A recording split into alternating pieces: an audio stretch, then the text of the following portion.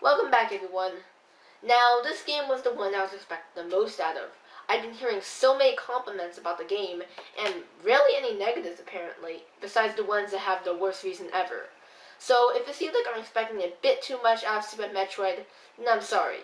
Most but not all games that made their jump to the Super Nintendo were iconic games that have aged very well. Super Mario World, A Link to the Past, and many others. Let's hope that Super Metroid falls into that category as well. But anyway, let's get started with my review of Super Metroid. Alright, so Metroid 2 wasn't received very well. There are many reasons for this, such as it being on a handheld and straying away from one of the main things of Metroid, the non-linearity of the world.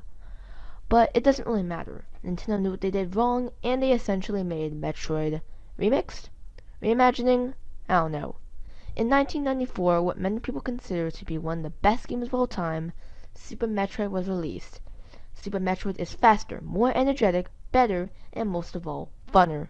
After Samus eliminated all the Metroids on her home planet, she goes to a galactic space station to send the baby Metroid to the scientists.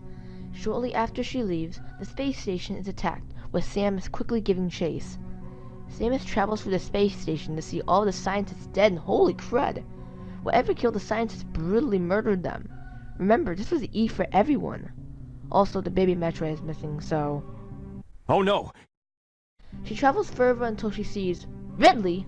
I thought I killed you into pieces. You can't deny that, cred. I cracked that nut into pieces. Ridley escapes with the baby Metroid in the space station on a self-destruction sequence. Samus barely escapes the station and travels back to planet Zebes, where Ridley and the space pirates await. Now, the game looks beautiful and I just want to start there. This game looks amazing. Looking at Metroid and Return of Samus and comparing to Super Metroid, it's night and day. Sprites are very detailed, and although it's not smooth, the frame rate is good and there are barely any slowdowns. One of the biggest changes I noticed was that the game actually had a background. Back in Metroid, the background was just one simple color, but here, it's very detailed and changes while you're traveling. The sound quality has been greatly improved, and the background music is pretty good. Most of the music when traveling around is atmospheric music, which makes sense. I only remember a few tracks, mostly because they got remixed in later games, such as Super Smash Bros. Like I said earlier, the music is pretty good, but not something I can hum or listen to while working on a project or something like that. Samus controls much better than she did in the previous games. Although Samus' sprite is still too big, and I would like the camera to be zoomed out, she has many improvements that make the problems be ignored. First, she can shoot in multiple directions. She can dash now by holding the run button, hold multiple beams on herself plus combine beams, do a wall jump that can be exploited because she only needs one wall, and she can turn into a morph ball form in midair. Samus has been upgraded to a huge amount that would kill the previous versions of Samus. The only problem I have is her jump. You can't really control her mid-air, and it's so hard to platform with her. Don't know how to transition into this, but you have to collect all the power-ups again. I don't know why, or how she lost all of her gear, but she did. Now we have to recollect the Morph Ball, the missiles, the Various Suit, which makes you orange now. Did it make you purple? The Spring Ball, the Ice Beam, the Wave Beam, the Spazer, the Plasma, the Space Jump, the Screw Attack, and the Bomb. No Spider Ball though, which is kinda sad. The new stuff they added is the Charge Beam, which allows you to charge your beam, the Gravity Suit, which makes you purple? What? It's still cool, it can protect you from lava, and you can move at normal speed in water. The Speed Booster, which can make you run extremely fast and kill enemies in the process, and you can also charge it to make a vertical or horizontal super jump or dash. The Super Missile, which is basically 5 missiles into one and can open green doors. The Super Bombs, which are bombs that can kill literally everyone on the screen and can open orange doors. There's also the Grapple Beam, which can allow you to hook onto these blocks so you can swing to different places, and the X-Ray Scope, which allows you to find secrets, which can be really helpful for those stuck at something and can't search it up on the internet. Some of the new cool upgrades you get are extensions to your upgrades or your suit, such as the Super Jump with the Speed Booster and the Wall Jump, all thanks to little animals. The new upgrades are very useful, but I do have some problems with it, such as the X-Ray Scope. It's great for finding secrets, and the fact it can also stop time is pretty cool.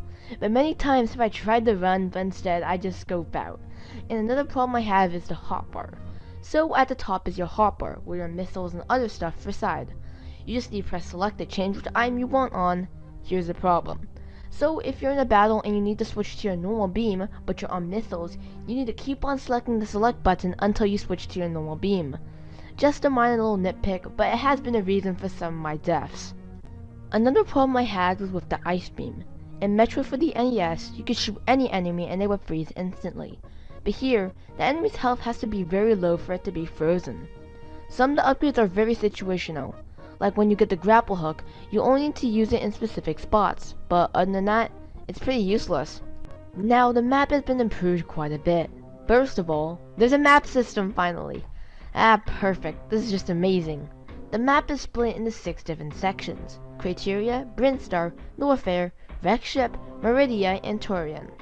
Probably the coolest part about it is that each map has an energy and missile refill station, a map sensor thingy that allows you to see the entire map and marks locations that you haven't visited in blue, and save stations. What the heck?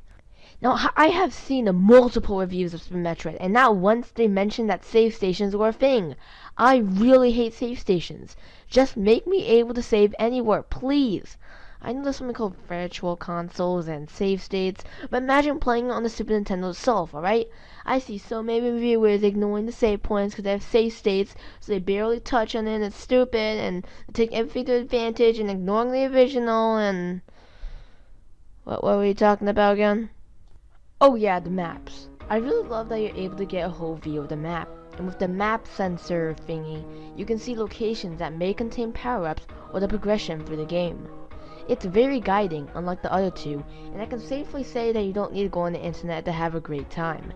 Super Metroid gives you all the tools that you need to progress on your journey, with the X-ray scope showing you secrets, all the way to showing you secret locations on your map. Super Metroid is a very guiding game while not showing it publicly. I guess we should talk about the maps themselves. They have all been very improved and aren't just a straight line. Most of the secrets are hidden behind your abilities, such as super missiles or super bombs. If it looks like I'm good at the game, massive quotes there, like knowing where secrets are very easily, it's because this isn't actually my first playthrough. I played it once just to get the feel and the second time to record footage. So if you're getting worried, don't. All my thoughts are on the first playthrough. Now, most of the places in the game are right, except the wreckage ship and Meridia. Oh god. The wreckage ship isn't really that bad. I really like how it looks, and it starts to make questions about what happened here. I really hate the water here, and it mostly depends on the grapple hook, which is really hard to use. But once you get the gravity suit, that water is nothing now. Yeah, screw you water, yeah. Meridia, on the other hand, no. I hate sand, so hard to jump, I got stuck here, I ended the game 3 times because of it. I hate it. That boss is bullcrap, by the way. Seriously, one hit of string and you can't be freed from it? Bullcrud. Yeah, bosses. There are many bosses, so let's just take a look at a few of them. There is Kraid, which, oh my god. He is growing really big. Holy cow. Looks like somebody took too much steroids. Look at that height! There's Ridley, who finally puts his wings to use. Spore Spawn, which just need Morph Ball, and missiles, and then dead. And then there's Mini Kraid. And he's dead. Crocomeyer, probably the most easiest boss. Just charge beam, wave beam, and just shoot him in the mouth. Phantoon. Not really hard, it's just the fireballs around him that are hard. Bottoon. Pretty easy, just shoot him. Dragon, who's a pain in the butt, and the Chozo statues. These statues just seem like normal statues you collect items for, but when you do, they come back for the item you just took. One thing I noticed was the boss's deaths are pretty gruesome.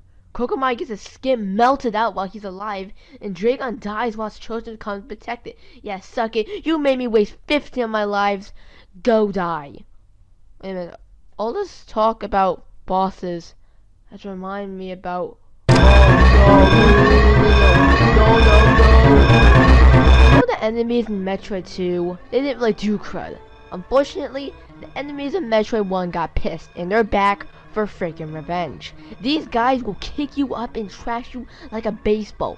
There's always that one thing obstacle that takes so much health out of you, and there's one of those enemies where they enlarge it and make it take away like an energy tank, and they're like, what? Here's a tip. When you get the charge beam and charge your beam, when you do a flip jump, you'll gain this yellow aura around you.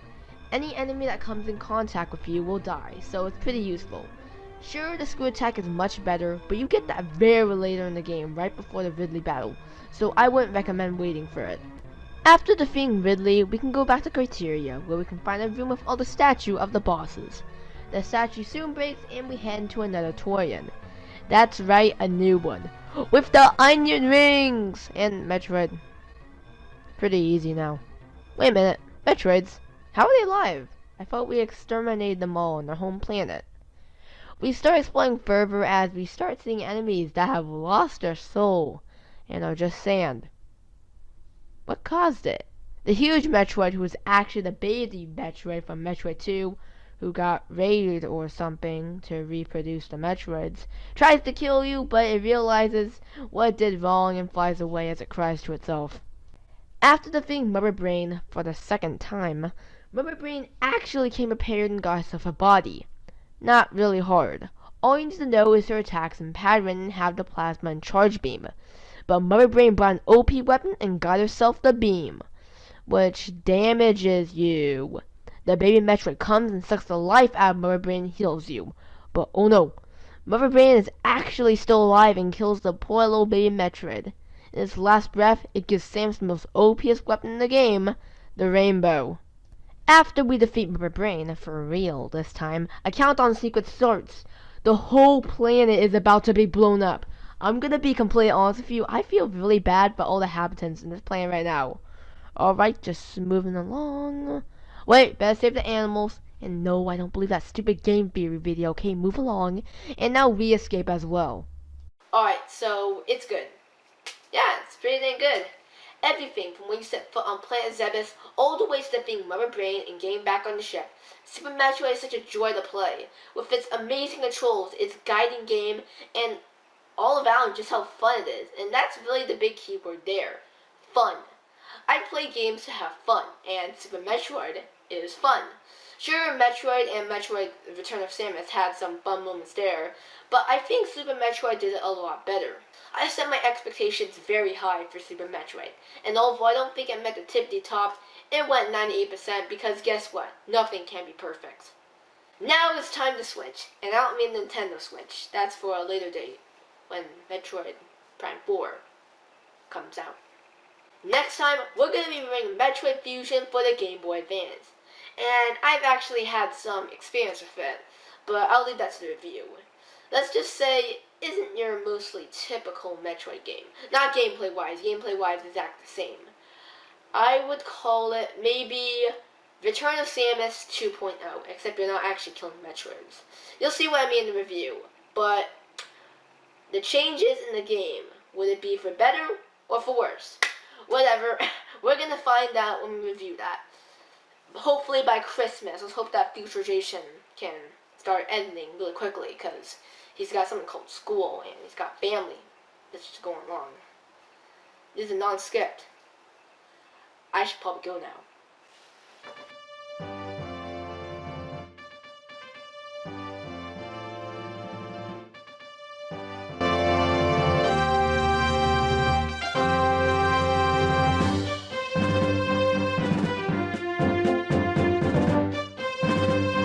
Wait a minute, this is Starbucks music. Who had this video?